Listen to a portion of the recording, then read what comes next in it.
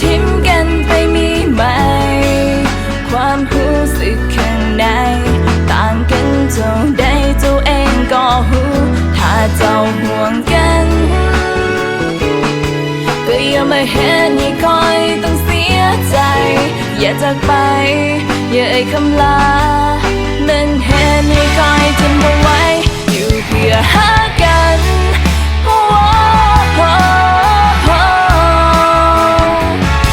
อย่าไปกับเขากลับมาหากันคือเก่าเจอได้บอกอยากจากกันไปนี่คือทางเดียวที่คอยจะบอกเสียใจ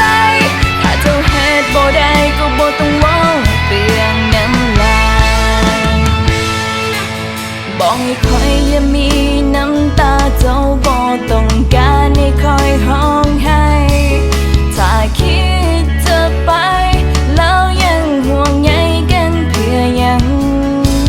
ในเมื่อกาจะทิ้มกันก็แปลว่าเจ้าหมดหักหมดใจต่อให้จะเป็นจะตายก็อย่ามาสนใจคนที่ถูกทิ้มกับคนที่ทิ้มกันไปมีไหมความรู้สึกข้างใน